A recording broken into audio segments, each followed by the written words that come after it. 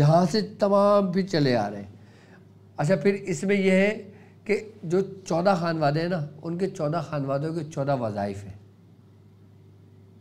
کیا 14 خانوادوں کے 14 وظائف ہیں جو باقاعدہ طور پہ ان خانوادوں میں رائج ہے۔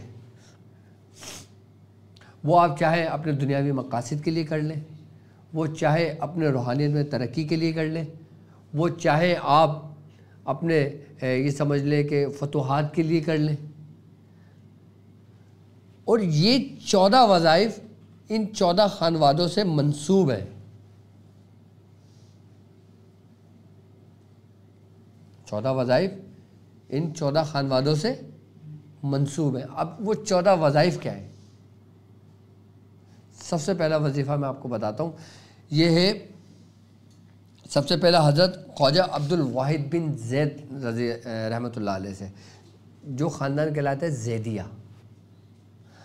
آپ کے خاندان کے اندر ہے کہ جو شخص سورہ فلق، کیا جو شخص سورہ فلق 313 مرتبہ 40 روز تک پڑھتا ہے، اللہ تبارک و تعالیٰ اسے غیب سے مدد کرتا ہے۔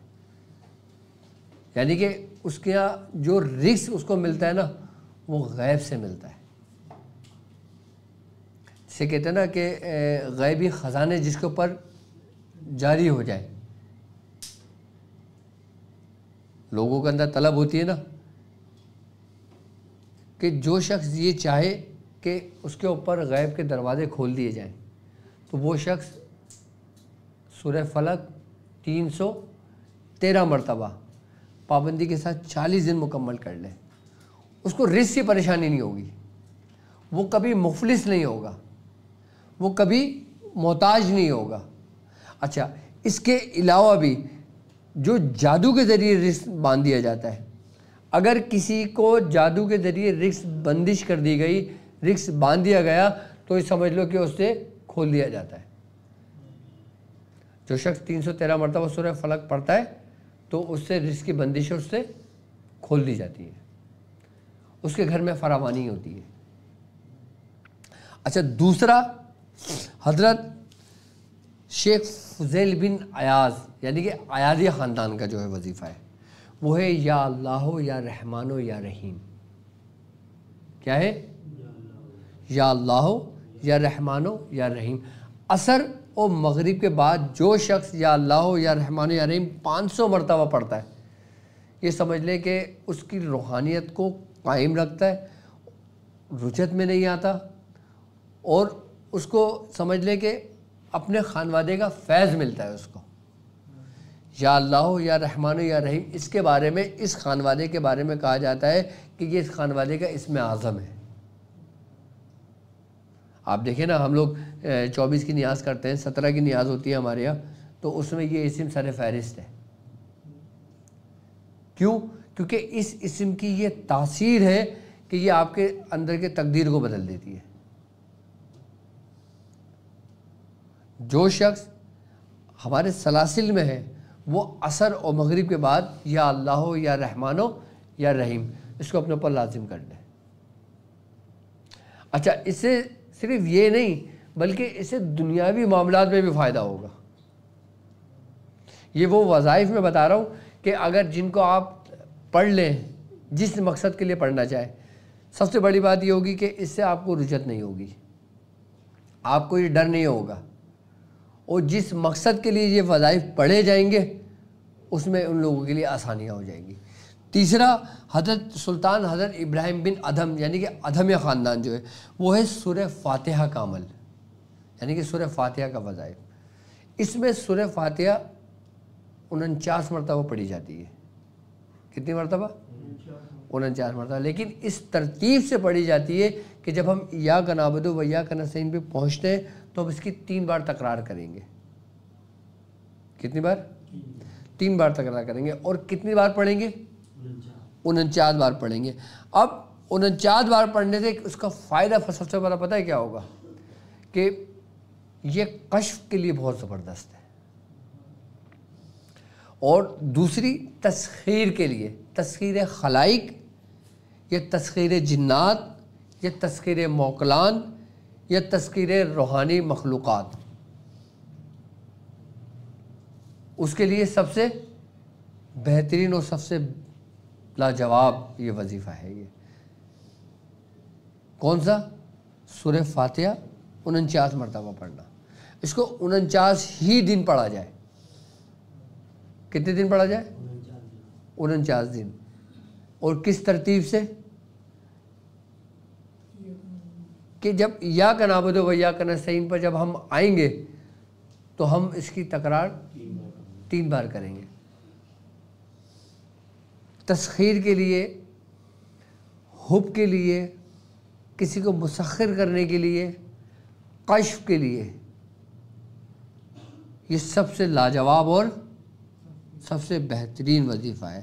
اور چوتھا جو ہے حضرت خواجہ امین الدین ابو حبیرہ یعنی کہ حبیرہ خاندان سے ہے. وہ کون سا وظیفہ ہے؟ وہ یا قافی المہمات. کیا؟ یا قافی المہمات. یہ 900 مرتبہ پڑھا جائے گا اور یہ ہے ہر دشواری مراحل کے لیے. یعنی کہ ہر وہ کام کہ جس کے بارے میں کہا جاتا ہے کہ یار یہ ناممکن ہے. اب تمہارے پاس پہاڑ جیسا قرضہ ہو گیا، تم قرض تلے دبے ہوئے ہو، تمہیں کوئی رستہ نہیں مل رہا، تمہارے ہر کام میں رکاوٹ ہوتی ہے، ہر کام میں پریشانی ہوتی ہے، تو تم فجر کی نماز کے بعد یا قافی المہمات 900 مرتبہ پڑھنے شروع کر دو. کہتے ہیں کہ 9 دن گزرتے ہیں نا تو اس کے اسباب بننے شروع ہو جاتے ہیں. یعنی کہ اگر اس کا قرضہ پہاڑ کے برابر بھی ہے، اس کو 90 دن نہیں گزرتے کہ اس کا قرضہ اترنا شروع ہو جاتا ہے. بعض بزرگ فرماتے ہیں کہ 90 دن کے اندر قرضہ اتر جاتا ہے پورا. ہر اس کام کے لیے جو سمجھ لیں کہ جس کے بارے میں کہا جاتا ہے کہ ناممکن ہے. اب وہ کام، اب جیسے مثال کے طور پر آج کل ایک مرض بہت تیزی سے پھیلا ہے جسے مودی امراض کہا جاتا ہے، کینسر کہا جاتا ہے. اب مریض کو 900 مرتبہ یہی کافی المہمات پڑھ کے پانی دم کر کے اس کو پلانا شروع کر دیں. 90 دن کے اندر اندر ختم ہو جائے گا اس کے اندر سے. یہ وہی 14 وظائف میں ان 14 خانوادوں کے بتا رہا ہوں آپ کو. اس کے بعد پھر چشتیہ خاندان کا. چشتیہ خاندان کا سب سے بہترین وظیفہ جو ہے نا وہ ہے سورہ نبا. کیا؟ سورہ نبا 30ویں پارے سے جہاں سے شروع ہوتا ہے. عصر کے بعد آپ 3 مرتبہ سورہ نبا پڑھنے شروع کر دیں عام لوگ کے لیے. لیکن جو لوگ اس کا عمل باقاعدہ چشتیہ خاندان میں اس کا عمل بھی کرایا جاتا ہے، وہ 70 مرتبہ سورہ نبا پڑھی جاتی ہے بھی 70 دن تک. وہ پھر وہ عمل کی صورت میں اختیار کر جاتی ہے. لیکن وظائف کے لیے سورہ نبا 3 مرتبہ عصر کے بعد پڑھ لیں. اس کا فائدہ کیا ہوگا؟ آنکھوں کے لیے لاجواب ہے. ان لوگوں کے لیے کہ جن کی بینائی ضائع ہو گئی، بینائی تک لوٹ آتی ہے سورہ نبا کی برکت سے. مطلب کہ جن کا آپریٹ ہوا، پہلے وہ دکھائی دیتا تھا، اب ان کو پھر دکھائی نہیں دیتا. اب مطلب ڈاکٹر سے کوئی غلطی ہو گئی یا کوئی اس کو مرض لاحق ہو گیا کہ جس سے اس کی بینائی جاتی رہی، وہ شخص سورہ نبا پڑھنے شروع کر دے. نہیں پڑھ سکتا تو سننا شروع کر دے. سننے کے بعد اور پھر اس کو الفاظ کو دہراتا رہے. عصر کے بعد 3 مرتبہ اس کو پڑھنا شروع کر دے سورہ نبا. آنکھوں کے سمجھ لو کہ تمام امراض کے لیے ہے. کس کے لیے؟ آنکھوں کے تمام امراض کے لیے. یعنی کہ جس کی آنکھوں میں جالا آ جائے، موتیا آ جائے، اندھا پن آنکھوں میں آنے لگے، یا آنکھوں کی بیماری، آنکھوں کی کوئی سی بھی بیماری ہو، سورہ نبا اس کے لیے سب سے بہترین ہے. سورہ نبا 3 بار پڑھ کے، اچھا وہ آگے کوئی ڈراپ ڈالتا ہے تو آنکھوں میں دم، اس میں ڈراپ میں دم کر لے، وہ اپنی آنکھوں میں ڈالے.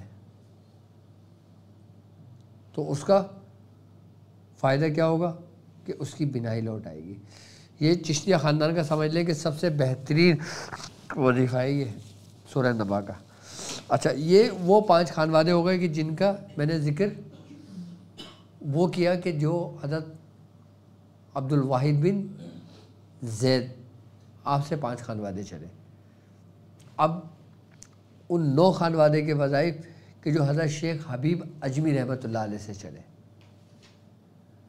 یعنی کہ حبیبی خاندان کے اندر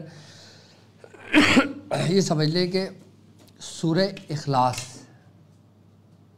کیا سورہ اخلاص یہ کثرت سے پڑھی گئی ہے. اور جو شخص 1000 مرتبہ سورہ اخلاص پڑھتا ہے، سورہ اخلاص چشتیہ خانوادے میں بھی پڑھی گئی ہے، لیکن اس خانوادے کی ایک عجیب تاثیر ہے. بڑے بڑے بزرگوں نے، بڑے بڑے خانوادوں نے اس خانوادے کی باقاعدہ سورہ اخلاص کی اجازت لی ہے.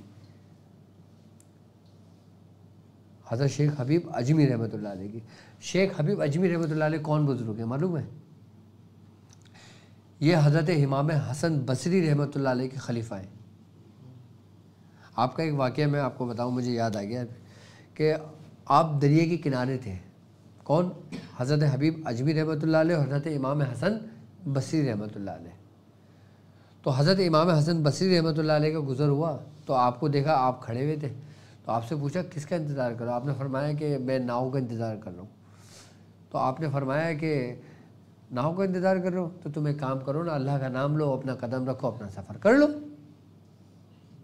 کس نے کہا؟ حضرت امام حسن بصری رحمۃ اللہ علیہ. آپ کا کیا مقام تھا؟ آپ ان کے پیر ہیں. کس کے؟ حضرت حبیب اجمی رحمۃ اللہ علیہ کے. یہ واقعہ حضرت شیخ فرید الدین عطار رحمۃ اللہ علیہ نے اپنی کتاب میں لکھا ہے. حضرت حبیب اجمی رحمۃ اللہ علیہ نے اپنے پیر کے منہ سے یہ بات سنی اور آپ نے قدم رکھا، آپ دریا پار کرنے چلے گئے. جب حضرت امام حسن بصری رحمۃ اللہ علیہ نے یہ دیکھا، آپ کو خوشی کا دورہ ہو گیا.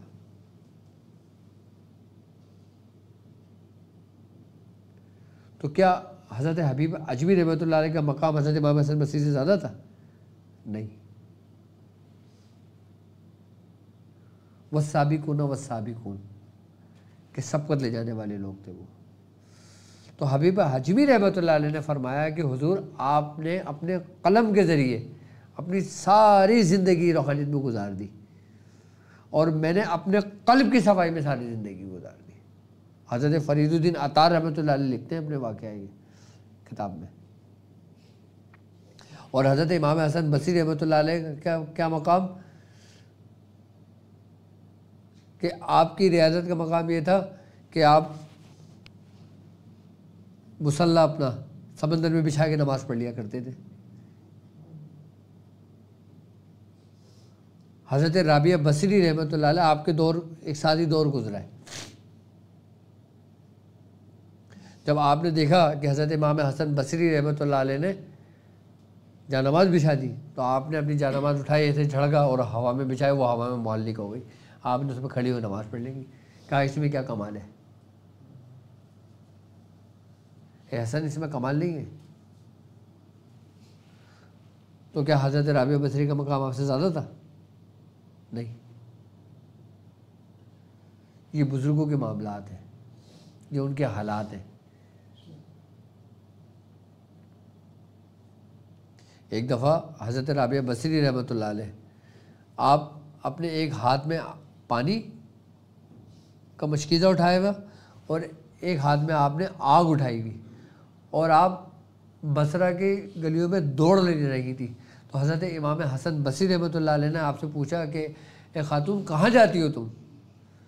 آپ نے فرمایا کہ جو لوگ جنت کی لالچ میں اپنے رب کی عبادت کرتے ہیں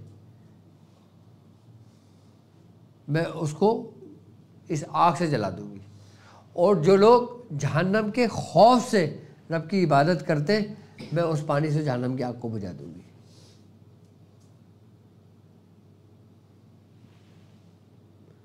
تو فرمایا پھر کیا کریں؟ فرمایا کہ رب کے لیے کیوں نہیں کرتے؟ حضرت امام حسن بصری رحمۃ اللہ علیہ آپ واعظ دے رہے تھے کہ اللہ تبارک تعالیٰ کا دروازہ کھٹکھٹاتے رہو، دروازہ کھل جائے گا ایک دن.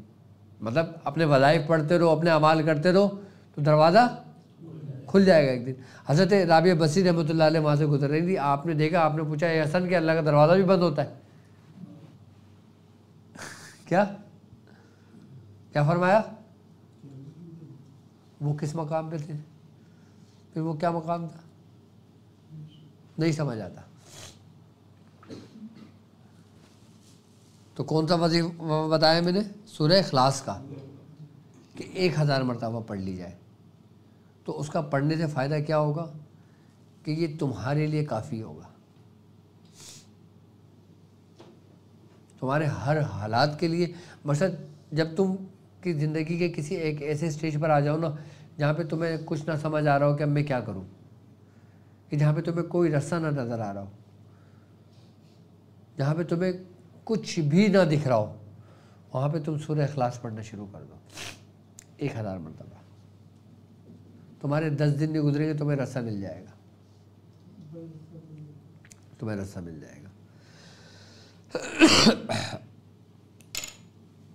اور پھر حضرت تیفور الدین شامی کہ جن سے تیفوریہ خاندان چلا، آپ کے خاندان کا جو وظیفہ ہے وہ ہے یا نور السماوات والارض. کس لیے؟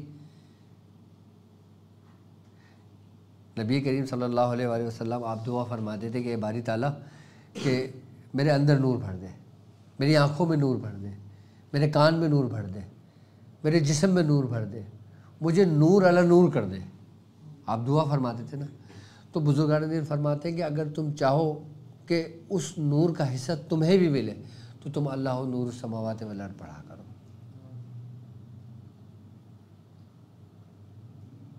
یہ وظیفہ اس خانوادے کا ہے، حضرت بایزید بسطامی رحمۃ اللہ علیہ کا.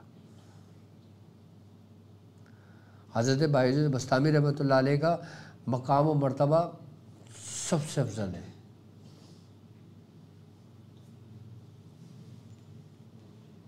وہی بات آ گئی نا کہ ہم اور تم نہیں کر سکتے،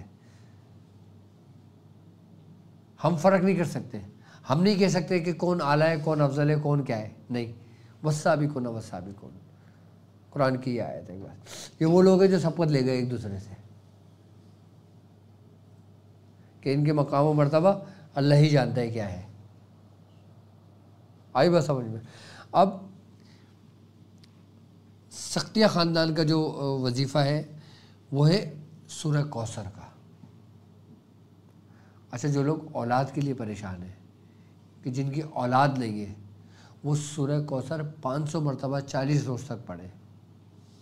سورہ کوثر 40 روز تک پڑھے تو اللہ تبارک تعالیٰ انہیں اولاد کی نعمت سے نوازے گا. تو پھر جنیدیہ خاندان ہے، گارزونیہ خاندان ہے، توسیہ خاندان ہے، فردوسیہ خاندان ہے، سوروردیہ خاندان ہے. اچھا، میں اولاد کے لیے سورہ کوثر ہو گئی. اچھا، 8واں کیا ہے کہ سورہ طارق کی آیت، سورہ طارق 25 مرتبہ پڑھنا. کیا؟ کس لیے؟ آصف، جنات، شیاطین، ان سے دور رہنے کے لیے. جو شخص 4 کیل لے اور ہر کیل پر 25 مرتبہ سورہ طارق پڑھ کے دم کرے اور اس کو لگا دے، کیا؟ اس کو اپنے گھر کے اندر کیل دے. اس کا فائدہ کیا ہوگا کہ آصف سے گھر محفوظ رہے گا، شیاطین جنات سے گھر محفوظ رہے گا، اور ہر قسم کی ناگہانی آفتوں سے اس کا گھر محفوظ رہے گا. اب 9واں حب کے لیے یعنی محبت کے لیے، یا حنانو یا بنانو یا دیانو بحق یا اللہ ہو. یہ حب کے لیے 300 مرتبہ پڑھا جاتا ہے عصر و مغرب کے درمیان. یہ 9واں خاندان ہے. کس کے لیے؟ حب کے لیے. یا حنانو یا منانو یا دیانو بحق یا اللہ ہو. جس مقصد کے لیے پڑھو گے نا، حب کے لیے، محبت کے لیے، یہ بہترین وظیفہ ہے یہ. اچھا، 10واں ہے اگر کوئی چیز گم ہو جائے، کسی کی کوئی چیز گم ہو جائے، چوری ہو جائے، مل نہیں رہی، رکھ کے بھول گئے، کوئی غائب ہو گیا، کوئی گھر سے روٹ کے چلا گیا، اس کے لیے 70 مرتبہ درود ابراہیمی، 70 مرتبہ درود ابراہیمی. اچھا 10واں خانوادے کا کیا ہے؟ 10واں ہو گیا. 11واں ہے دشمن کے خاتمے کے لیے سورہ فیل. کیا یہ میں وظائف بتا رہا ہوں 14 خانوادے ہو گئے. یعنی کہ اب دشمن تمہیں تنگ کر رہا ہے, تمہیں پریشان کر رہا ہے, تمہیں نقصان پہنچا رہا ہے, تمہیں ایذا دے رہا ہے, تمہیں آزمائشی میں مبتلا کیا ہوا ہے, تو اس کے لیے سورہ فیل 500 مرتبہ روز پڑھی جائے گی 40 روز تک. کتنی مرتبہ؟ 500 مرتبہ روزانہ. تو یہ سمجھ لو کہ دشمن نیست و نابود ہو جاتا ہے. اچھا 12واں جو ہے وہ ہے زمینی اور آسمانوں بلاؤں کو دور کرنے کے لیے, وہی ہے دافع البلیات. یہ بھی 500 مرتبہ پڑھا جاتا ہے اور 21 روز تک پڑھا جائے گا. یہ دافع البلیات یہ کسی بھی ٹائم پڑھ لیا جائے رات کے وقت. اچھا 13واں خاندان یا حفیظ و یا سلام ہو. ہاں 500 بار پڑھا جائے گا. یہ بھی کس لیے؟ حفاظت کے لیے, حصار کے لیے, حفاظت کے لیے, حصار کے لیے. یا حفیظ و یا سلام ہو. اب 14 جو ہے نا وہ ہے رشتے کے لیے. سورہ یاسین کی آیت نمبر 36 ہے. رشتے کے لیے سب سے زیادہ لوگ پریشان ہوتے ہیں. سورہ یاسین کی آیت 36ویں آیت سبحان الذی خلق الازواج جو آیت ہے, یہ 36 مرتبہ پڑھی جائے گی 36 روز تک اور 36 دن پڑھی جائے گی. تو 36 دن کے اندر اندر یہ سمجھ لو کہ رشتہ ہو جاتا ہے. میری وہ بہنیں جو پریشان ہیں رشتوں کے لیے, یا وہ بھائی جو پریشان ہیں رشتوں کے لیے, وہ اس میں 36 مرتبہ اسی آیت کو پڑھیں 36 روز تک, تو انشاءاللہ ان کا رشتہ ہو جاتا ہے. ٹھیک ہے, تو یہ میں نے آپ کو 14 وظائف بتا دیے اس کے, اور 14 خانوادے بتا دیے آپ کو. اور اچھا یہ وظائف تو وہ ہیں جو دنیاوی معاملات کے لیے ہیں. اصل ان خانوادوں کا مقصد کچھ اور ہے. اب ظاہر سی بات ہے ہمارے ساتھ اہل سلاسل بھی موجود ہیں, اور وہ لوگ بھی موجود ہیں جو اپنے مسائل اور ان کے حل کے لیے ہیں, جو وظیفے کے لیے ہیں. آئی بس سمجھ میں؟ تو اس کے لیے اب کوئی سوال ہو تو مجھے بتا دینا. کوئی